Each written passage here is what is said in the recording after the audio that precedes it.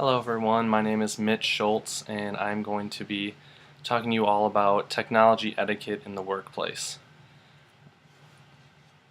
Catherine Spencer Lee, the executive director of Robert Half Technologies, says mobile electronics such as cell phones, portable email devices, and laptop computers can significantly increase productivity when used appropriately. In order to have effective communication in the workplace, one needs to learn the correct etiquette when it comes to workplace technology.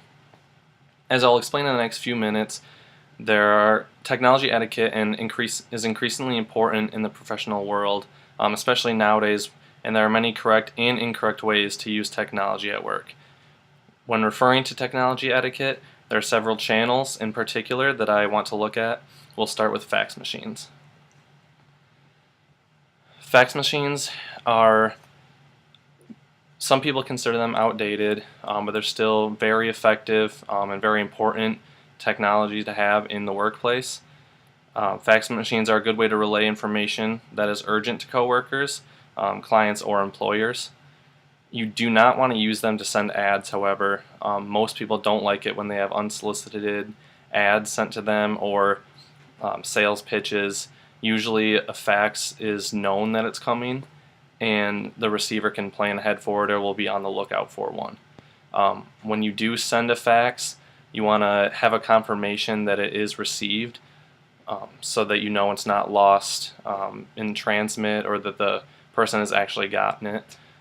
So it's good to follow up afterwards once you send a fax. You do want to use dark ink and a large font. K. DuPont suggests that you use font that is at least 12 point, and if you're writing in pen, to use black or blue ink. She says, when sending a fax, remember pencil marks and light inks do not transmit well. Neither do small fonts. Increase your font size to at least 12 points, and many graphics also will not reproduce well, and they take longer to send and receive, so try to keep it to just words, not necessarily pictures or charts. It is also important to leave your fax machine on overnight and on weekends, especially if you're doing international business. They take longer to send and receive.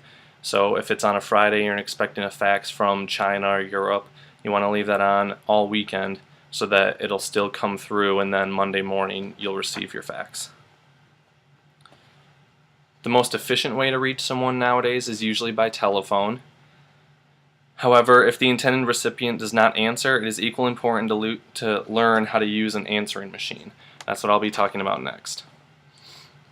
Before answering a telephone, it's good etiquette and a good habit to get into of getting a pen and paper before picking up the ringing phone. It develops good listening skills, as our book has taught us on page 71. And it says here on page 71 that if a question ever arises about details in a conversation, then you can say with confidence, "Let me check my notes," or "I think I wrote that down, let me quickly check," and you can say with confidence, repeat either back to the person you're having a conversation with or look at your notes for any ideas that you wrote down during a conversation. Kind of an obvious one, but it's give all attention to the person in conversation. That's also found in our book on page 36. You want to make sure that, it's just good etiquette in general to give the person you're talking to direct eye contact. Nodding is good when they're talking. You want to make sure you're listening to them. Just don't be eating, don't be checking emails or texting. That's just not good etiquette at all for a conversation, but especially even when you're on the phone, you don't want to be eating because the person can hear that. Even though if you're holding the phone and you're holding it up to your chest and talking to someone else, they can still hear muffled conversation, so you don't want to do that. You want to give them your full attention. And clearly state in your voicemail, your recording, that someone has reached your voicemail box. It's pretty embarrassing when anyone calls someone and you call and say, "Oh, hello, this is Mitch," and the person starts talking, and then you say, "Leave a message. I'm not able to get the phone," and then they have to restart. It's just embarrassing. Sometimes it's funny, but for the most part, especially in the business world, you want to keep it professional. So make sure you say right away that they have reached a voicemail box of your phone. And also, when referring to voicemail boxes, use unlimited tape time for the answering machine.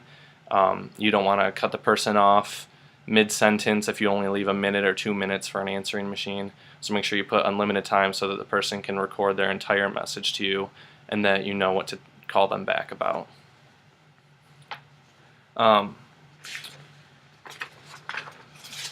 Computers and emails are a necessity in the business world, as we all know. Therefore, we need to learn how to properly use them. I'm going to be specifically referring to emails, not necessarily computer use. For the emails, we want to get right to the point of an email. Don't send unnecessary details or make the reader lose focus on what's important and what isn't. You want to just keep it to maybe 5 sentences maximum. Wordy emails will lose someone's focus very quickly, and it jumbles up the important facts, the meat that the people actually need to know. So try to keep it right to the point, keep it light, few sentences max. That's really all you need. Make sure that the message is clearly phrased and clearly written. If you're asking a question, directly state the question. Don't beat around the bush. It makes misunderstandings, and then usually that leads to a phone call. Thankfully, we just learned on how to properly use the phone, but it'll lead to a phone call more often than not, and of how to basically say what you just said in the email. So let's basically, instead of cutting out a middleman, just be clear in your first email, first time you send it. And I actually did find out that humor can help as well. Kay DuPont says that, as with any communication, humor can help too. If your message is fun to read, people will most likely remember it. I thought that was a really helpful bit of information. If you can slide a little bit of humor in there somewhere, go for it. Just be careful of sarcasm. It's hard to tell over email and over text in general unless you're not face-to-face with the person. So that could be troublesome if you try to put in some sarcasm. So just stick to light humor, puns maybe.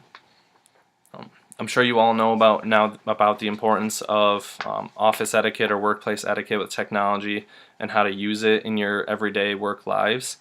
The importance of technology etiquette needs to be learned by anyone and everyone entering the business field. It seems to me like it's been not emphasized enough. I see a lot of people, when they're talking to someone either in person or on the phone, they're also multitasking by sending emails.